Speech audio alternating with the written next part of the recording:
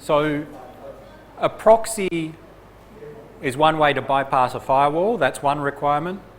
Hide from the server. That's the second requirement.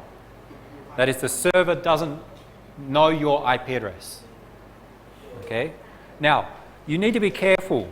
A server can identify you based upon your IP address, like in the logs, whoever accesses it. But also many websites can identify you from other ways. Of course, if you log into the website, they identify you. Okay? So if you use cookies and you've visited that website before, I don't know how cookies will work with a proxy, but it's possible, depending upon the website, that the website can still identify you. So if you want to hide yourself from the website, a proxy is a basic method, but it's not always, it will not always work. Okay? But it allows you to hide from others who may be trying to see who you're communicating with. Because what do others see? Anyone here sees that you're communicating with a proxy. Anyone here sees the proxy communicating with a server. So they cannot see that you're communicating with a server. So that's one security requirement met. All of this depends upon the trust of the proxy. The proxy sees who you're communicating with and they see your data. Okay. So the proxy can do anything, or you're not secure against the proxy. What about using HTTPS? So what's the difference now? Still, the addresses are the same. You send to the proxy sends to the server. But now you encrypt the data. HTTPS, your browser encrypts the data. And there are different ways for this to work. But one way is they encrypt the data, send to the proxy. The proxy decrypts the data and then encrypts again and sends to the real server. So we can use some encryption such that the others in this portion of the internet and here will not be able to read your data. So if we compare HTTP, the firewall can potentially read your data. Others out here can read your data. With HTTPS, we can prevent that. They cannot.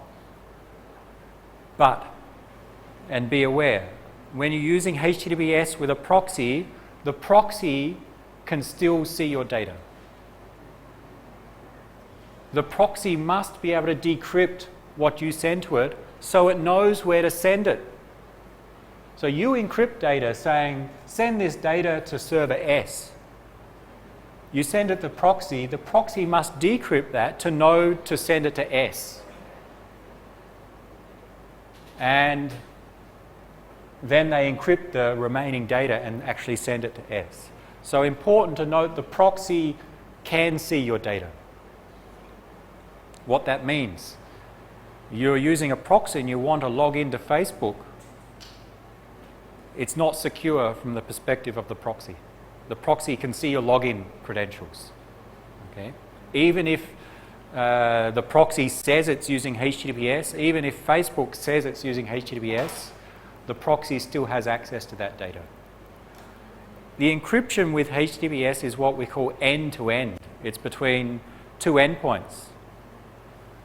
So if you want security between you and the real server, you cannot go via the proxy because the proxy needs to read it to be able to send it on. So using a web proxy can protect against others, but it cannot protect from the proxy reading your data, which suggests don't use proxies to do anything that requires confidentiality of your data, because you place your trust in the proxy. And how much do you trust? Where do we go? Who trusts this website? Who's ever used it? You've never used it before. How do you know that they're not just being a free proxy and just stealing all of your data? Okay?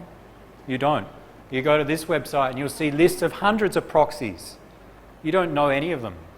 So if you're using it, then how do you know that they're not just intercepting all your logins when you try to log into websites. So generally don't use proxies to log into websites. Just use it for normal browsing that doesn't require confidentiality. Or set up your own proxy. Well, that's a bit more complex.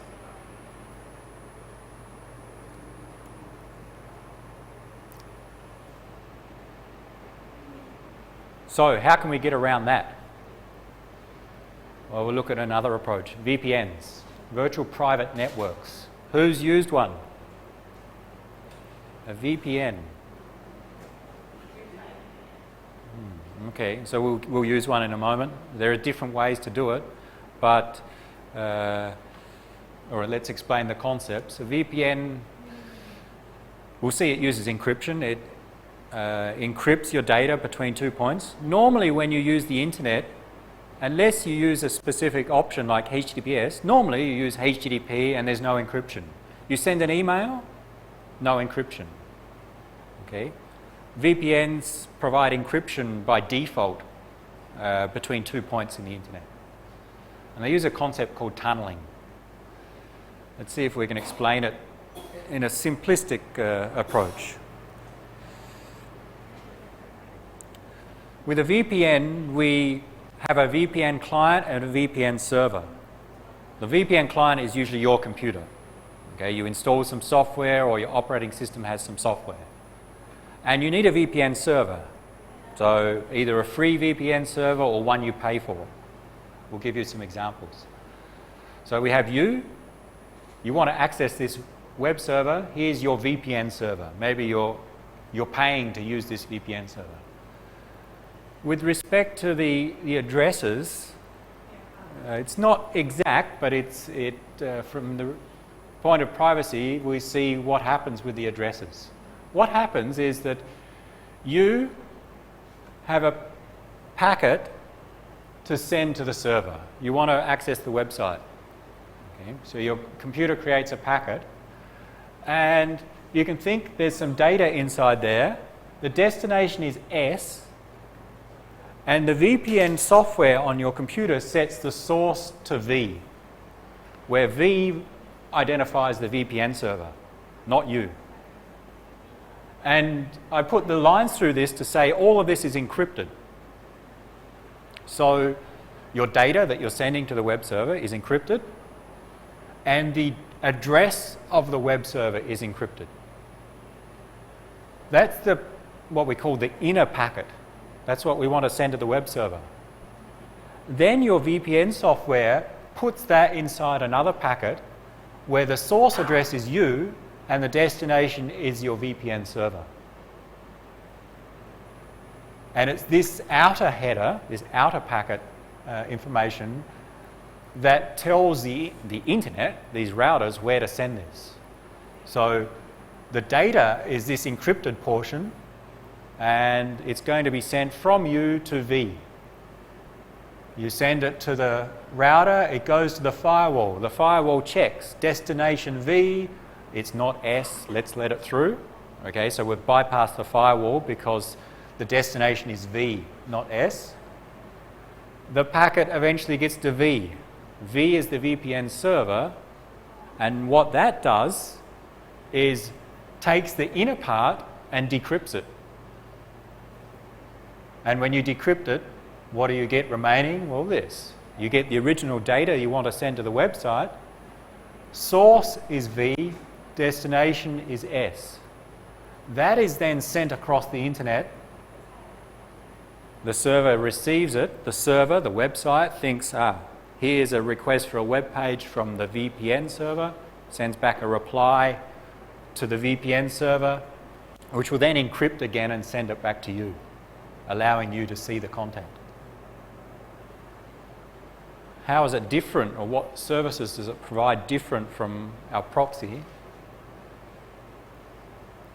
The firewall cannot see that you're communicating with the server. What does the firewall see? It thinks you're communicating with V, not S. So there's one requirement met. The firewall cannot detect who you're communicating with. Others out here on the internet cannot see that U is communicating with S. The others out here think V is communicating with S. So again, our requirement of hiding who's communicating has been achieved. These ones think it's V to S. These ones think it's U to V. No one knows it's actually U to S. The server, when it receives the packet, thinks it came from V.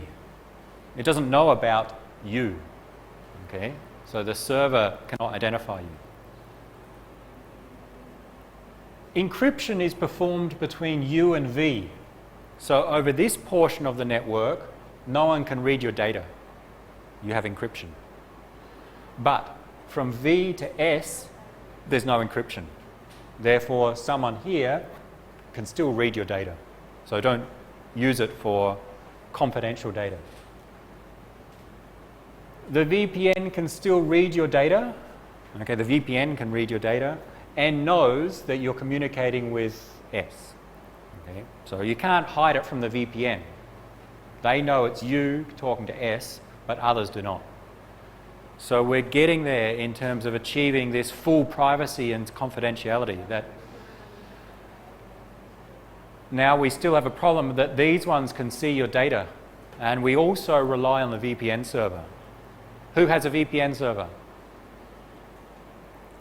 Well, the question more is who has a server out on the internet, a computer on the internet? Sorry? No, not Dropbox, although different things you can achieve with that. Maybe a hosting server, an Amazon instance, you pay usually per month to access a server. Okay. Yeah, or you have one in another location, so you can usually use them as a VPN server. So usually outside of your network, your normal network. Okay. Often they require paying. Okay. You pay per month to use some other computer, and that can act quite easily as a VPN server.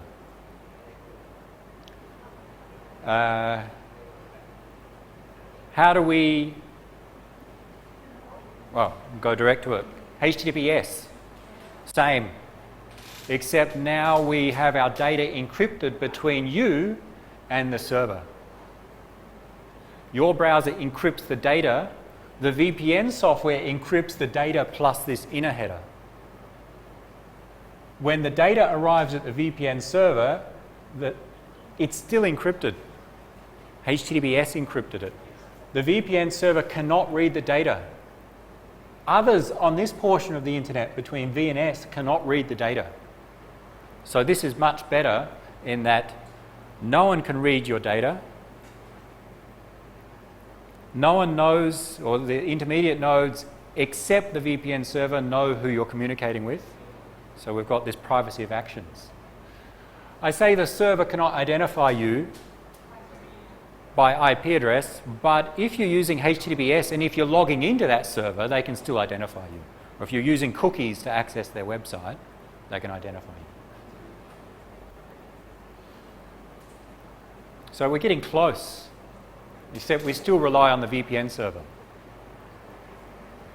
Let's set one up. Let's try a VPN.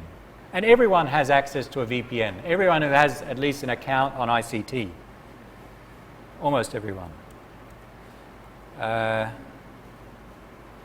are we going? Sorry. Well, there are multiple technologies for setting up a VPN. VPN's a general concept, but there are different implementations. Some you'll hear about. So there are different protocols that do it for us. PPTP, L2TP, IPsec, OpenVPN, and lesser popular Secure Shell. All of these are protocols that allow us to do the same thing as what we see in this general VPN concept. Who has a mobile phone here today? Android or iOS? Open it up. Open it up. Don't worry, I have Symbian. open up your phone and go to the network settings somewhere, find the VPN settings.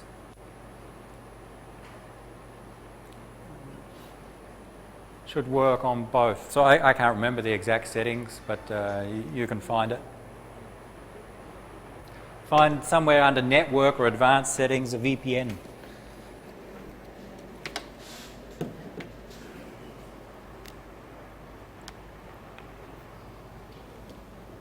And you should find that you can select from different VPN technologies.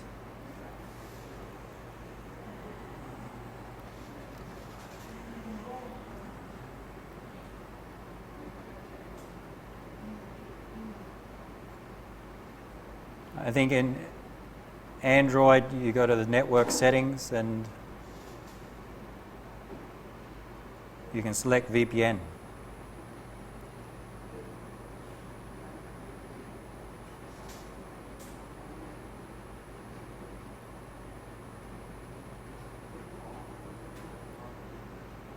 And you can add a VPN network.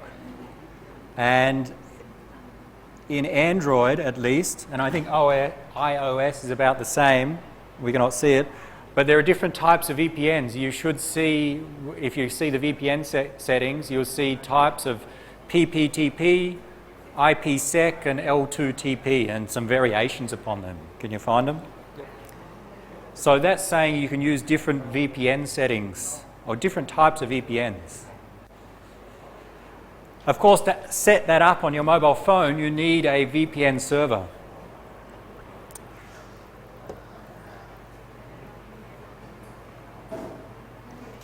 Let's have a very quick try. If you go on your laptop to VPNBook.com, you'll find they provide a free VPN server. See if I can find the website. If you go to VPNBook.com on your laptop, they provide a free proxy plus a free VPN server. Do we trust them? Well, we hope so. But you can at least try them as a quick attempt. And you may be able to try it on your mobile phone. With the exception, if you do this within SIT, I think SIT blocks these VPN software. You may have to use it over 3G. So we will not spend much time on it, but you may try that. It's something you may try outside of here. If you go to VPNBook.com, and I'll open up the browser.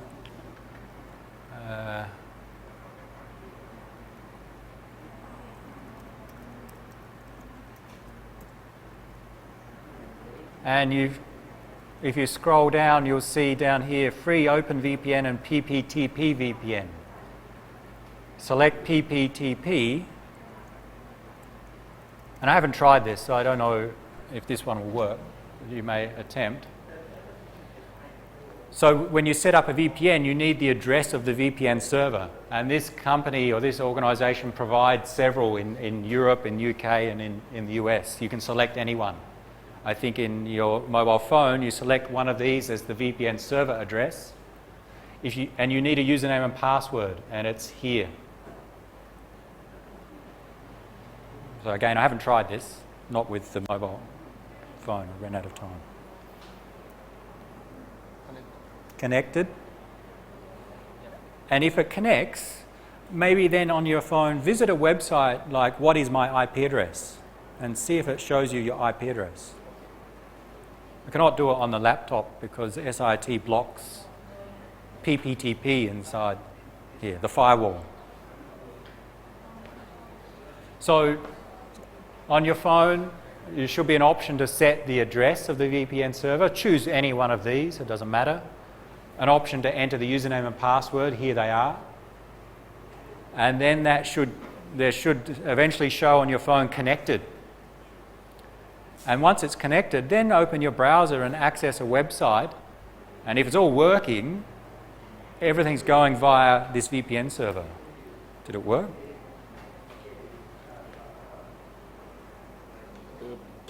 Okay. Does it identify where you are? Stockholm in Germany. So here he's on his mobile phone, he's in Stockholm. and his IP address is that, not of his or SIT, but of the server. So to check that it's working, open a website and go to, what's the URL? What is my IP? Is it? Go to a website that tells you your IP address. Yeah, there are many. Whatismyipaddress.com. So when you normally go to this website and others, they can identify you. This is just a website that tells you what is your source address.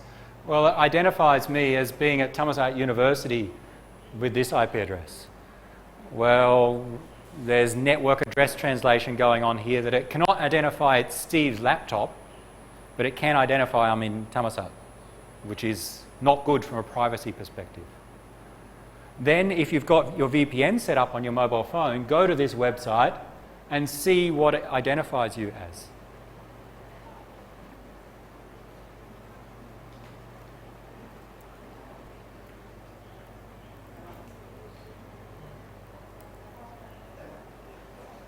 You can use PPTP on most operating systems. It's built in, but like I said, SIT blocks it, so you may have to try it from home on your laptop. We'll try a different one that does work. Those that aren't using their phone can make sure you have OpenVPN installed. Okay. Did it come up as a different address? Okay, so the address that this website identifies you as is the address of the VPN server. So the website doesn't know who you are. Okay. Whatismyipaddress.com. Just as a test.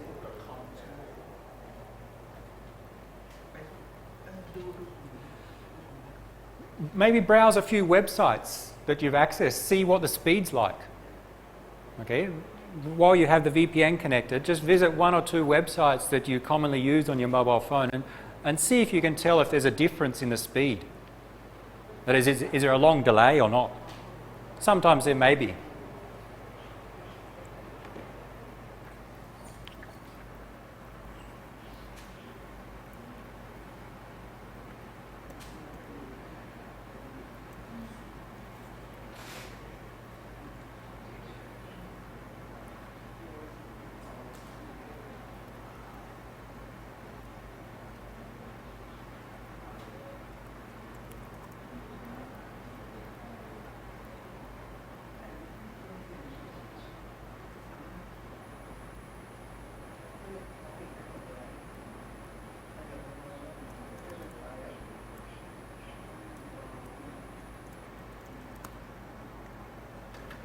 So that PPTP is one way to set up a VPN.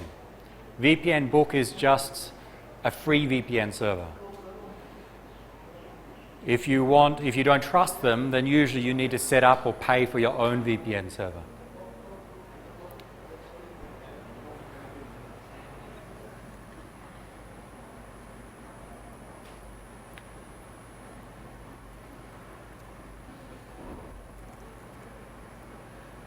Let's try another one, which you can do on your laptop.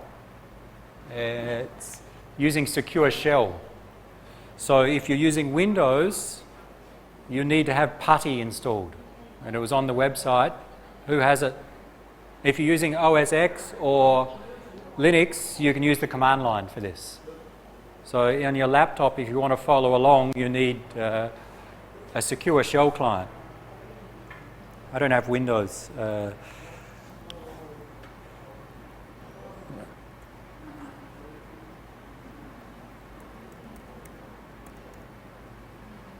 We can use Secure Shell to do the same thing as long as we have a Secure Shell server to connect to.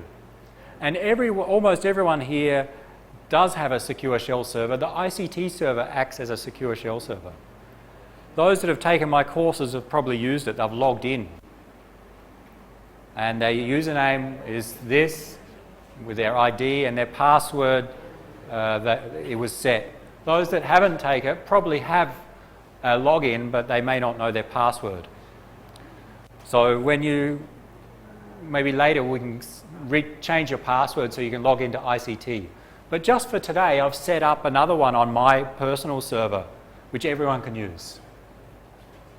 But you need secure shell. So we'll use sandylands.info as the destination, a username, VPN test, password, SIT demo. Here you use your laptop to try this. If you're using, again, Linux or OS X, you need to open up a terminal and run this command.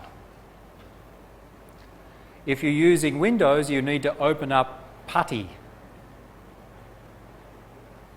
which you need installed, which you don't.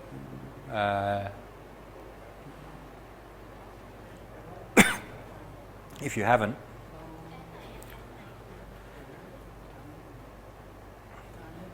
This is just the first step.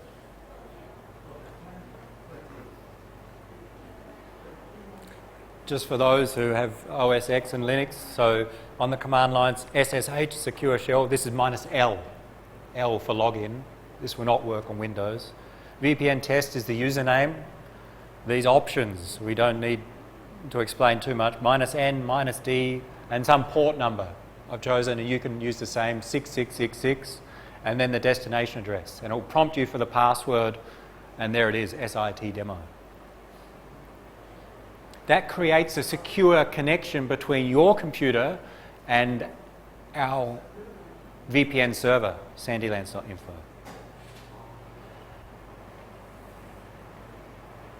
And on Windows, I don't have the screenshot, but who has PuTTY installed?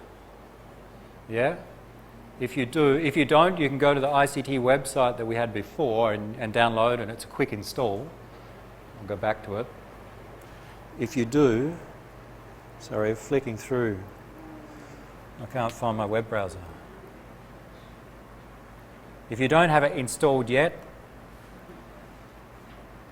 it's here under ~S Gordon VPN test, and you can install it. It's just a 2 megabyte file.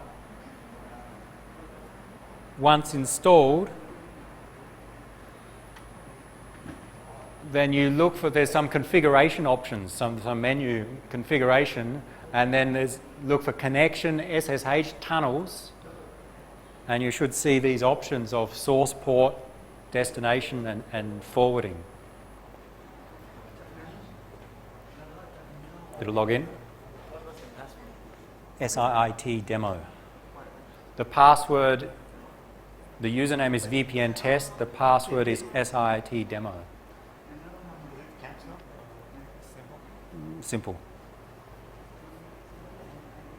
Did it log in?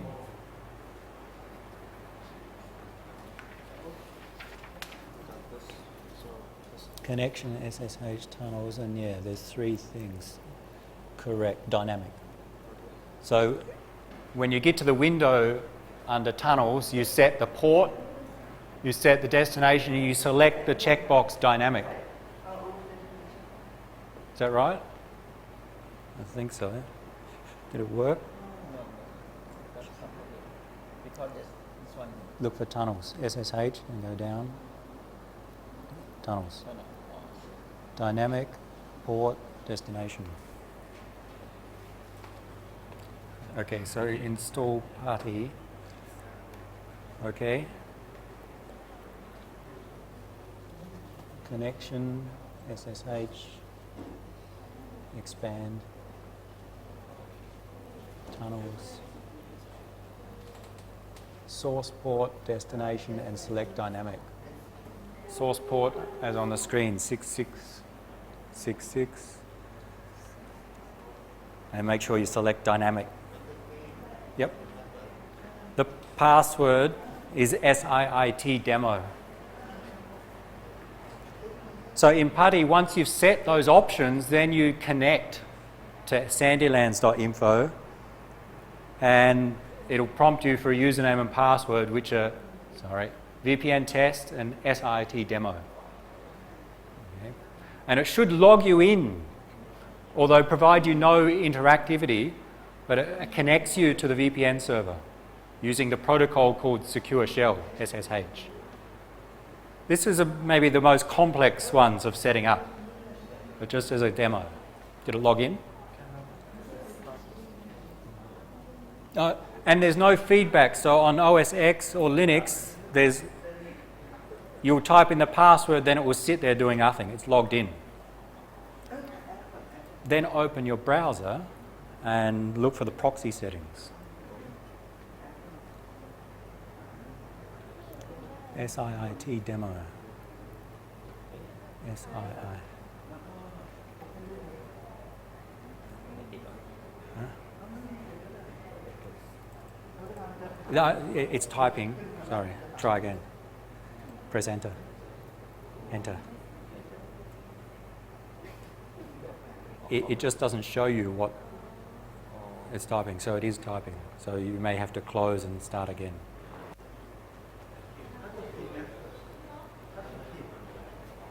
Did this log in okay? Oh, yes, that's logged in, done. Once you've connected, so it prompts for your username and password, you have the tunnel connected from your computer to the server. Now you need to get your application to use that tunnel. Open your browser, and we need to change some settings in the browser to use the tunnel. I will do it in Firefox, but it'll be similar in others. Somewhere in your browser, there are preferences or options. Find your options or preferences. And you should have many different options to choose from. In Firefox, it's under Advanced and Network. You're looking for something about how your browser connects to the internet or proxy settings. It'll be different in all browsers, but it should exist. Okay. So you find your browser settings which are to do with proxy or how it connects to the internet. And there, so in my case it says choose a proxy, and I need a manual configuration. You want to set the SOCKS proxy. Make sure all the others are empty. Set the SOCKS, the host to local host, and the port to the one that you set before, 6666. Again, it will look different in different browsers, but I think you need to look for SOCKS. Did you find your SOCKS?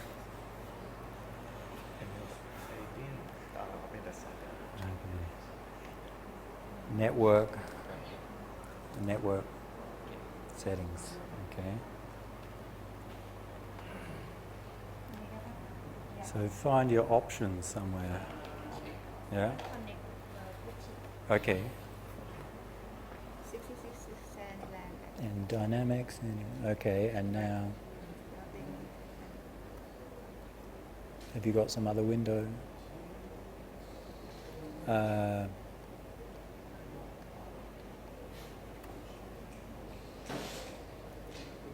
What happens when you press open? Nothing. Go to session. Select the host name here, Sandylands. Sandylands.info. Maybe we missed that step. They have a problem on your server. Oh, possibly. Some people are logged in. It doesn't provide any feedback when you log in. Yeah, but it cannot. Oh, okay. Now it's logged out, has it? There may be a limit.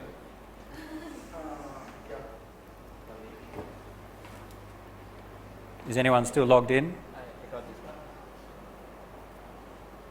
Okay. All right. We may have a problem. Too many people logged in. One last test.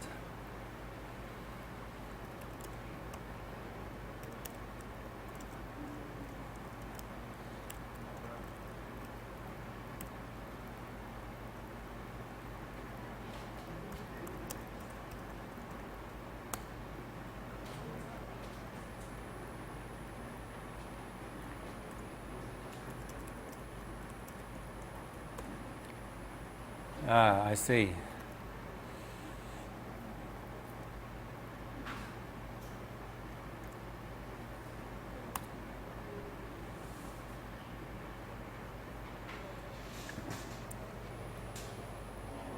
I think everyone's having the same problem, that some people logged in, but now it's disconnecting. I think there's a problem with the server.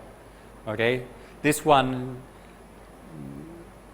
is the hardest one to set up, and it actually relies on having the server set up to support SSH, which I tried to on the shared one, but it's not working. I think because the server got overloaded when everyone connected. I can't even log in. So we're going to have to fail that one.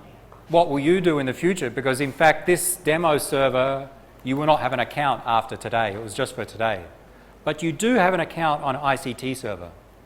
So in this demo, you use sandylands.info and VPN test. If you have an account on another server, ICT, you can use that and you log in there. And, all right, it's not very interesting now. What you do is you set up your browser to use this SOCKS protocol to connect to the local host and the port number here. And once you do that, if it worked, again, your browser that would then tunnel or go via the VPN server. So if you connected to a website, it's all sent to sandylands.info and then sent onto the website. So it was one way of providing a tunnel, but it didn't work. Let's try another way then. So PPTP worked on your mobile phone for some people. Okay. SSH would work if you had a good server to connect to, but there are not many free servers for secure shell. Okay. You're lucky in ICT, you can use that in the future. Let's try the last one for a VPN. And it's called OpenVPN.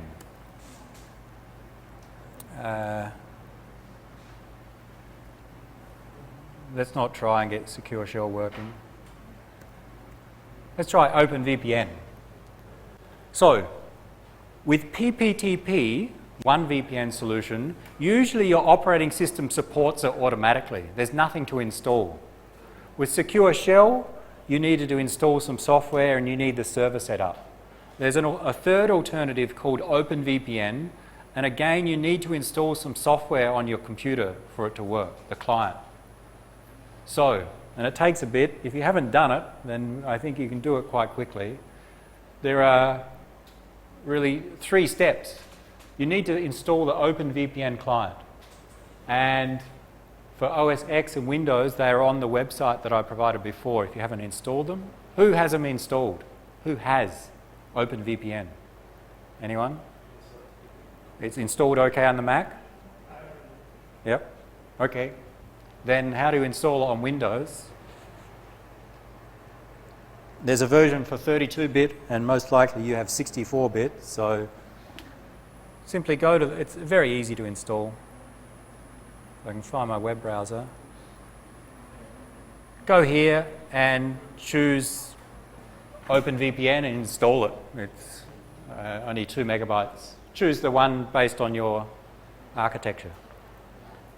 64-bit or 32-bit i686. Install OpenVPN client. This should work better than Secure Shell. You've got it installed. Yep. And then you can download if you if you go back of the directory, you'll see a .o or a gzip file, I think. Or you can download it direct from here. It's just a copy. Go to free VPN,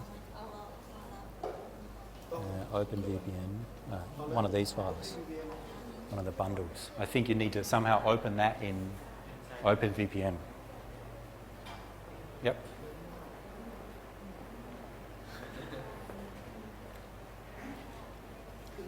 Installed. Once OpenVPN is installed, then you go to VPNBook.com, the website, and find the OpenVPN option and download one of their bundles. You'll see it there. So this is one to run on the Linux. You've installed it? No, I just download the package. You need to compile it. I think you just need to install it. Type sudo apt-get install OpenVPN. I'll show you.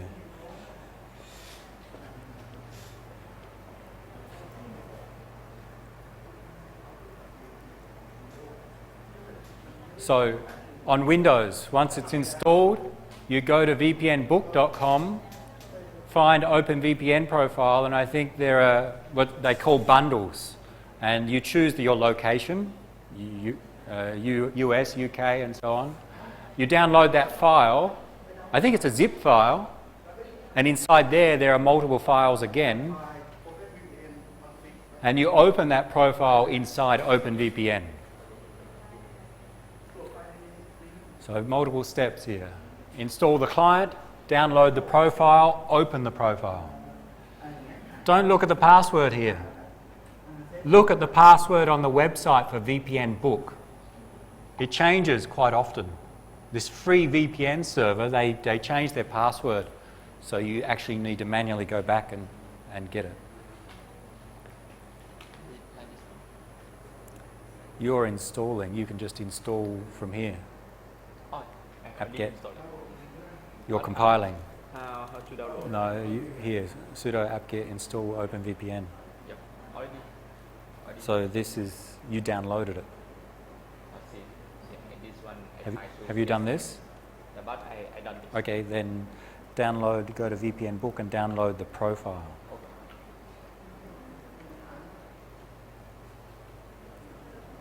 Okay. Choose the profile that you want. This is buys his VPN. You can use his, or you can use.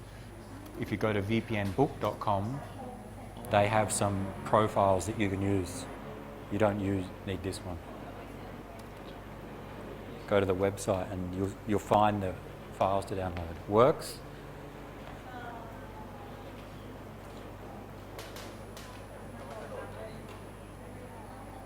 And in OpenVPN, the client should have some way to load that profile. And try the TCP 443 profile. That'll make sense once you've opened it. Works? So you choose one of them, and now one of these files, the 443 file, open that in OpenVPN. So if you start OpenVPN, it will let you choose, or maybe save those files or extract. Yep.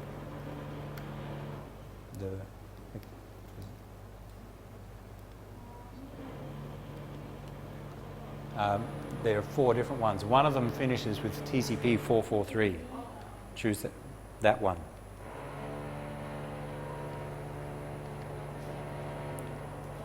And now start OpenVPN, which you just installed, and it should give you, it's already running. Do you have it running somewhere?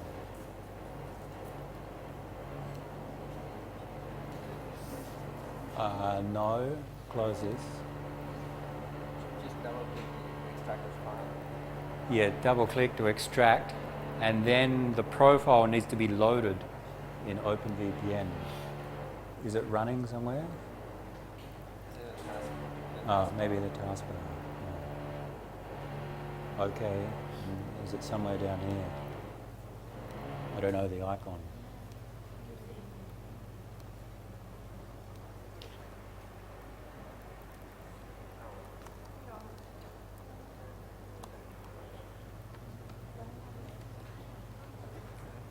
Did yours open? Yeah.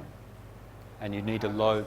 So you've downloaded the file, extracted, and then open that profile. Yeah. I'll use.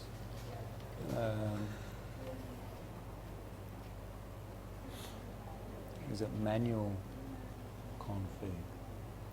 No. Let me check. How do you open in Windows? OpenVPN profile. Oh. There's a folder called config. Can you just Config. open it? Yeah.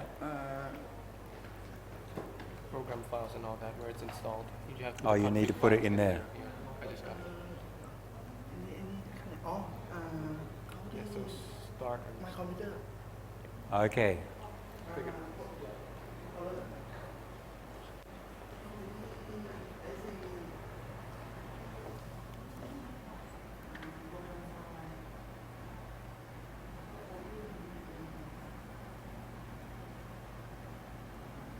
It's a bit more complicated than we hoped on Windows.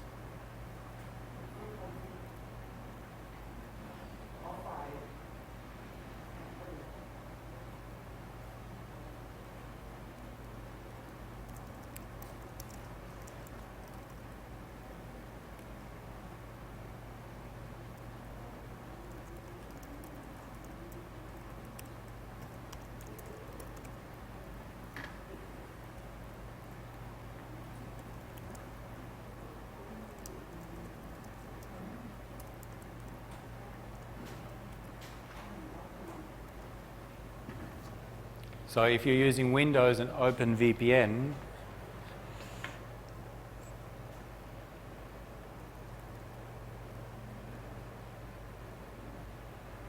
the last step, which I didn't show, is that you downloaded this profile or bundle. In there, you extract it and copy those files, I think, into this directory. And then start OpenVPN. That's for Windows.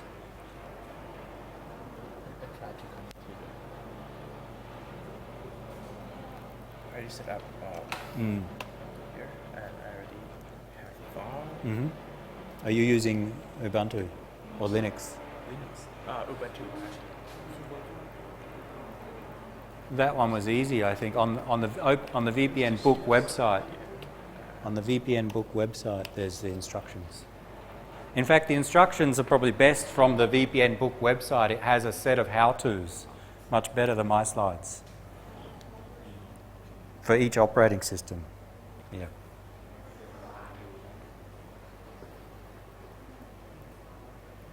Did it work? Yeah, it's Okay. weird IP. Okay, so someone's got it working on Windows, But it's not working very well though. It's very slow. but it's not working very well in that it's slow. Good point. Go to the VPNBook website. Let's just... Wow. And there's how-to and how to do it on Linux. Did it work here? There's on the VPN website, there's a how to set up.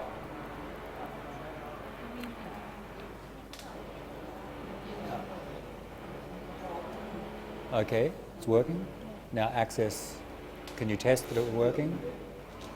Go to whatismyipaddress.com.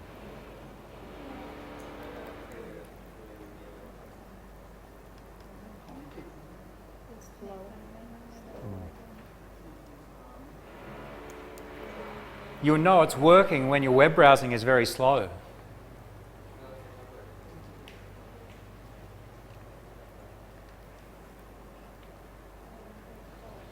Because it's a free VPN server, maybe many people are using it and maybe the resources are not sufficient to support all those users.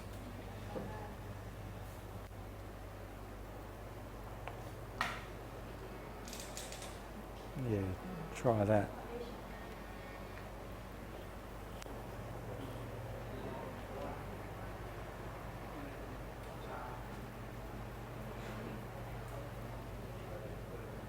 Those people that got it working may want to try and install and use the Tor browser bundle. That's maybe the easiest of all of them to install. Download, extract. So if you've got your OpenVPN working, we'll look at a final option. You can download from the ICT website the Tor, T-O-R, browser bundle for your particular operating system. Did it work?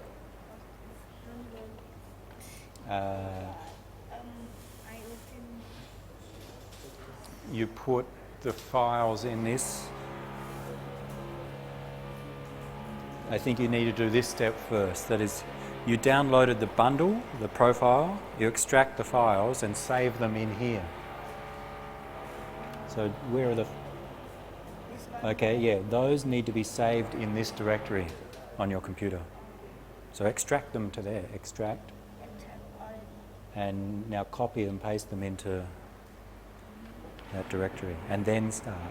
Then try and restart OpenVPN. Try.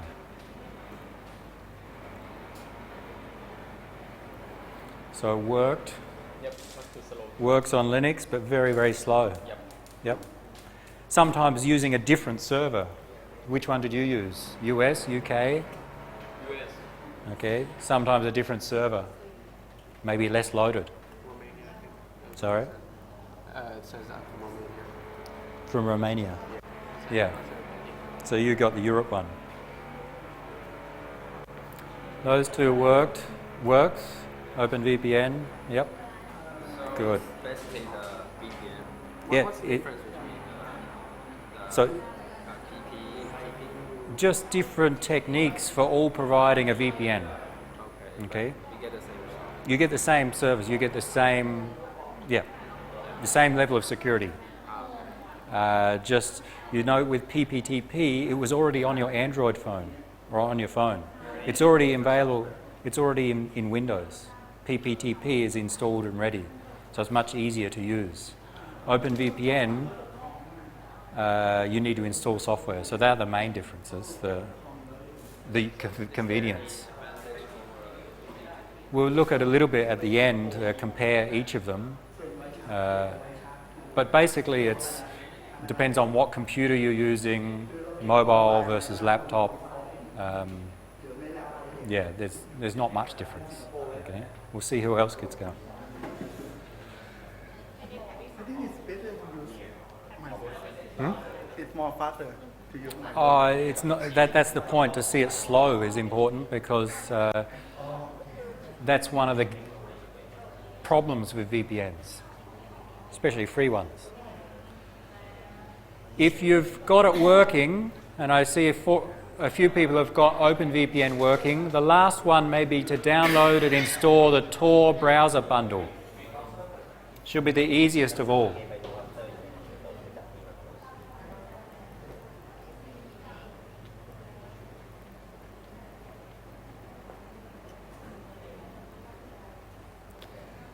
Yes, yes, yes, yes. Did it work in the end? Okay. The password's on the website. อยู่ใน PDF อะ So yeah, copy them.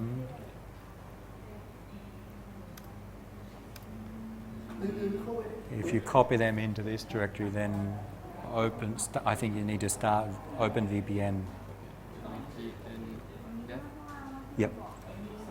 Oh, it's already run. It's fine. So somewhere in here, is it? Somewhere. That one, is it? I don't know where it is. อ๋อ VPNBook VPNBook Must be somewhere. เสียงมันชัดเรื่องของพี่ลองใช้กัน Right. ติดพาสเวิร์ดป่ะ It's not here.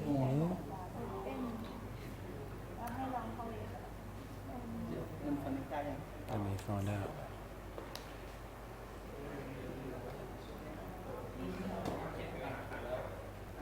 Try Tor. T-O-R. Did you find it? Okay. Oh, install.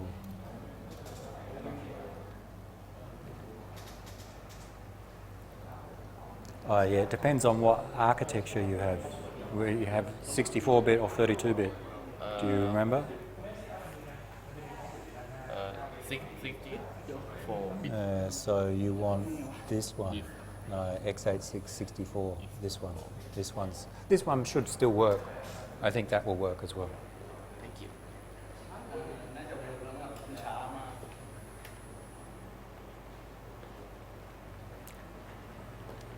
The last task.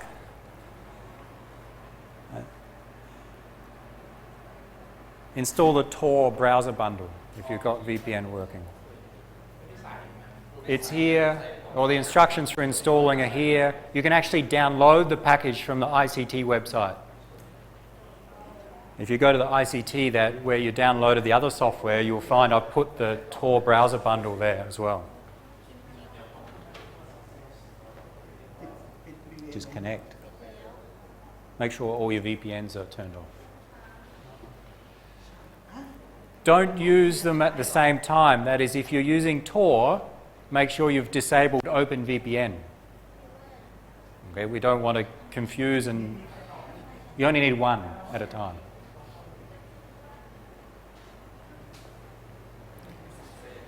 Tor browser bundle installs all the setup and provides you a browser as well, with the aim of not doing all the things like cookies and so on. ยังดูเหมือนยังไม่เสร็จยังคนนี้ไม่เสร็จ Which one did you use? The 443? Yeah, 443 Yeah, it should say something like initialization complete when it's finished. It's going. Yep. This one is connecting. Yep. Takes time, you see. So some error there.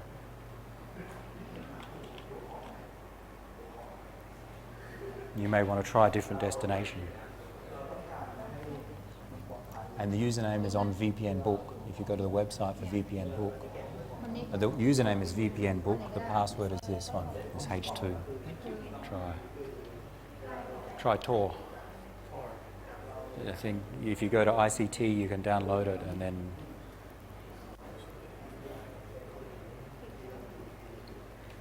you have it already. They suggest don't install it from the package manager. You don't have it already? Or maybe in the version.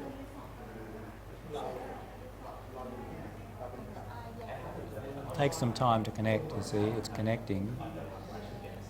You have to wait a bit. It's a free VPN server, so there may be many people using it. If you really want good performance, you need to pay. Okay. Yep.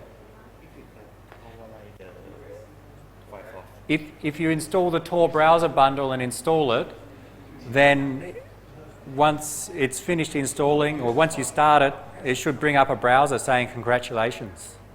Then browse using that browser. And it's effectively using a VPN, but even better. We'll see that to finish today. So once it opens up that browser saying congratulations, visit a website or search.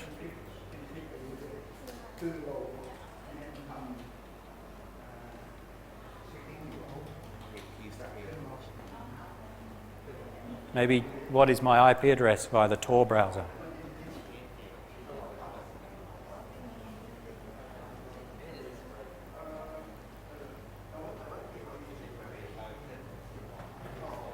Tor browser, connecting. Yep, thanks. Connecting. Yeah. Takes a while. And especially since everyone's connecting via maybe our Wi-Fi.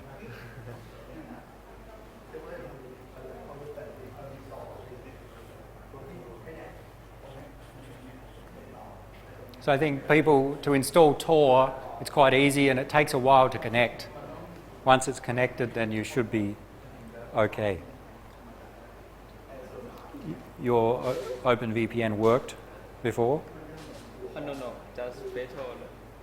Did it work before? It's never worked. No, never. Did you install from the package, sudo apt-get? Sudo OpenVPN. Yeah, okay. Ah, yeah, yeah. Try the command with sudo. Oh, sudo. Yeah. Okay. Tor. Yeah. You have to pay for the iPad. Yes. Tor. They don't have Tor, so people make other browsers that connect to Tor. There you go. Write an application that does it. You can use it for free Yeah. if you break your protection in your iPad. Yeah, jailbreak. How'd it go? Determine, yeah, the speed test would be interesting. It should be very slow. Yeah, I forgot. With Ubuntu, you need to run it as sudo. Let's see if it connects. Tor worked? Yeah. Fast or slow? Faster than OpenVPN? Maybe. It depends on the servers. It depends on many things. Who connected with Tor? Hands up. Yes. Tor. Did it connect eventually? Still connecting. Why is it so slow? You sure you don't have a firewall or anything?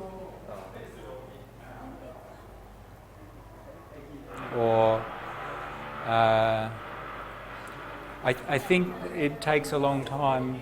It should present a warning if the firewall blocks it. It eventually connected, Sam? Yep.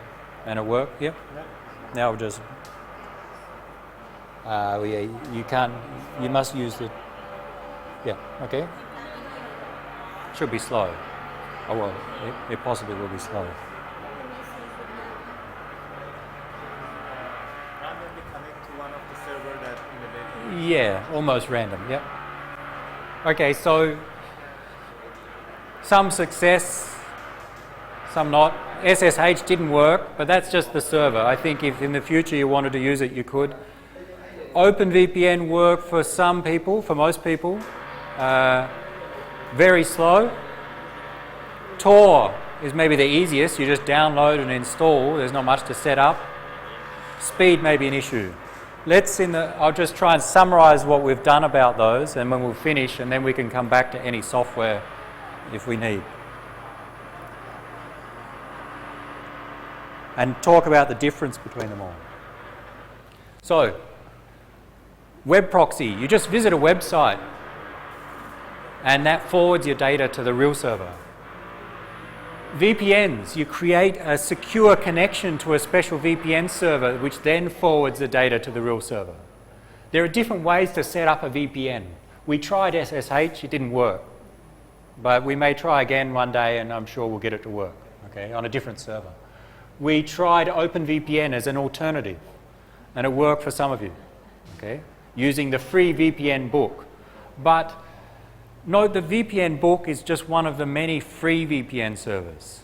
You'll find that it's quite slow. If you want good performance, you usually need to pay for access to a VPN server. Okay, maybe a few dollars a month. On the mobile phone, we tried PPTP, and it worked.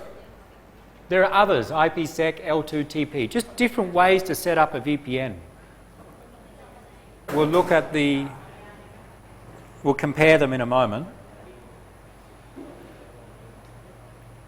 And they are quite secure, but of course we must trust the VPN. The VPN sees all of our communications. If we use HTTPS, the VPN cannot read our data, but still knows who we're communicating with. Then some of you got to install Tor, the onion router. And we don't have time to explain how it works in detail.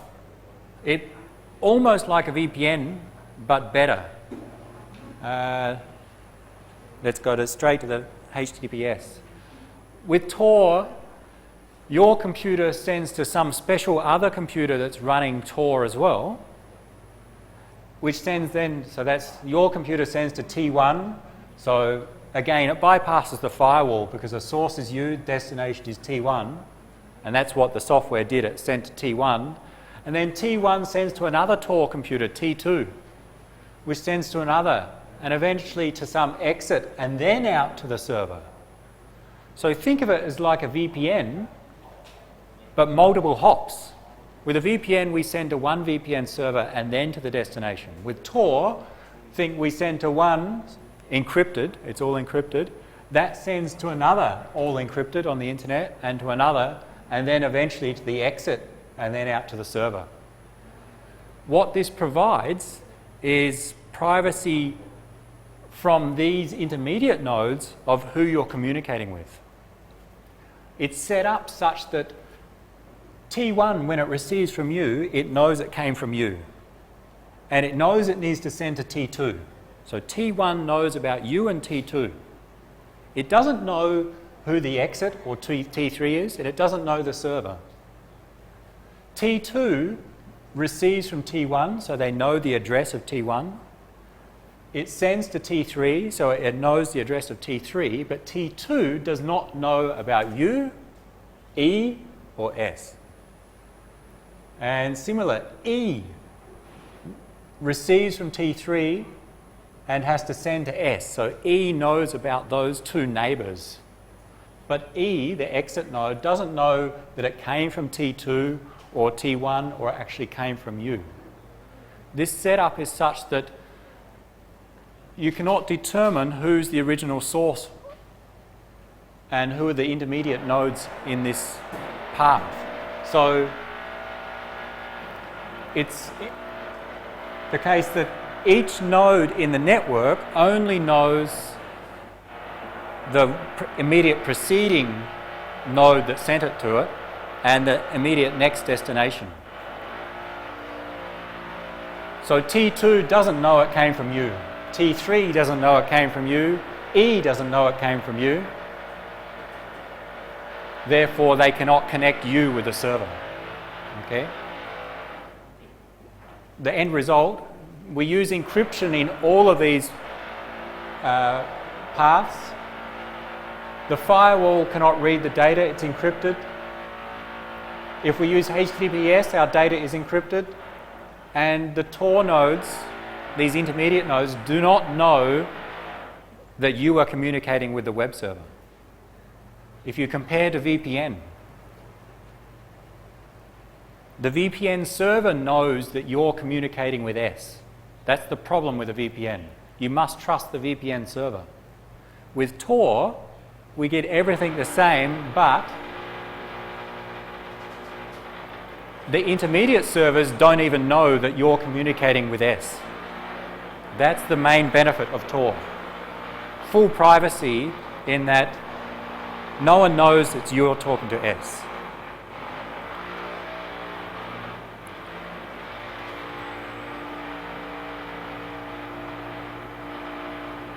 To finish, many different ones for a VPN. So there's SSH, OpenVPN, PPTP, L2TP. What's the difference? Depends on what you need to install on your computer. Okay? Some are built into the operating system, some are not. Some we need to install, like OpenVPN. Some only work for some applications. Secure Shell only works for web browsing. The others work for all applications. You use your instant messaging, your email client, and the others use the VPN for that. Secure Shell does not. All of them have good encryption, although PPTP has some flaws in it, so it's not as strong as the others. Some of them have some overhead that makes them slow. I think you saw that the VPNs were quite slow. There's a small difference between each of them, but usually it's not so significant. Some of them are blocked by firewalls. So PPTP and L2TP are used protocols such that it's very common for firewalls to block them. That's why we can't use them inside SIT. Whereas OpenVPN works well through firewalls. So there's a trade-off in terms of convenience as to, okay, which one's easiest to install, which one's easiest to get through the firewall. There's no one best solution for VPNs. There are different ones. And the last slide. On the left, no security, basic browsing, either HTTP or HTTPS, using a web proxy, using a VPN, using Tor. The first five, or the first four are our security requirements. Do we provide data secrecy? Can someone else read our data? Can we bypass the firewall? Can others in the network know who we're communicating with? And does the server identify us?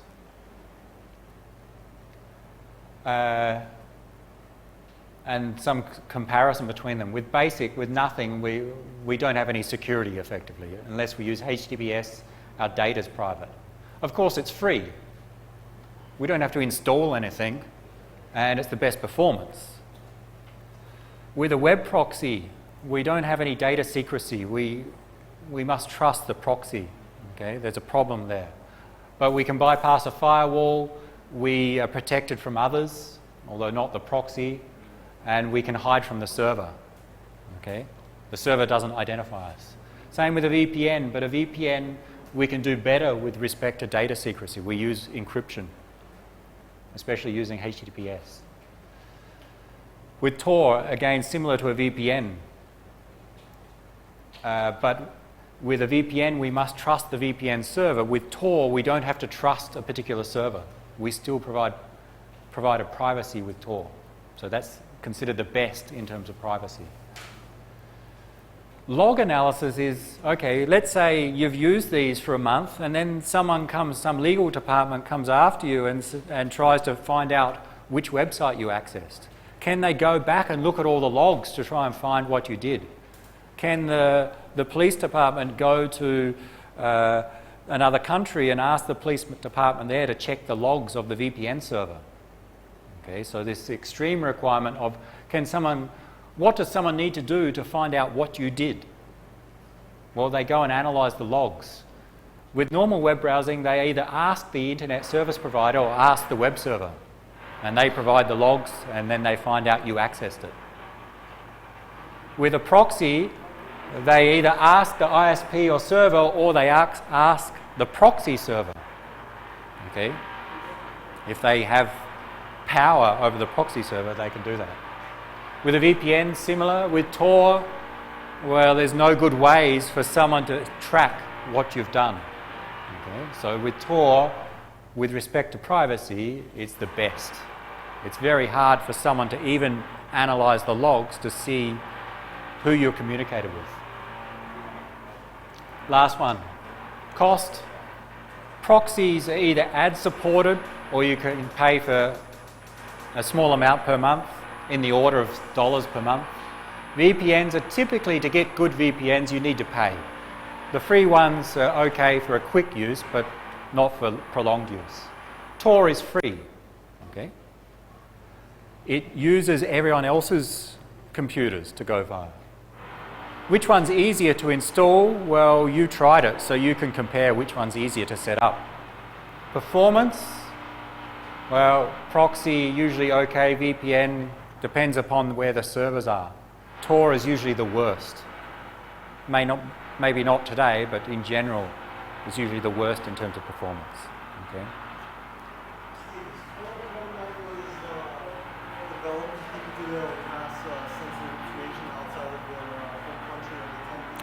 Tor is commonly used today, yeah, to people to. Yeah, to WikiLeaks and to like,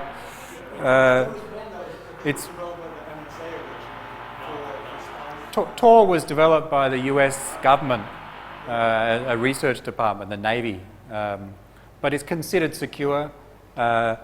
It's used a lot in countries like Syria and in Egypt in the past, which they've used it to bypass firewalls, but also to not get detected. Because it provides that true privacy, you don't depend upon some server. Because if you depend upon some VPN server or proxy server, then maybe the government just goes to the operator of that VPN and says, tell me who accessed this website. With Tor, they cannot do that. But here's the red box, it's the slowest.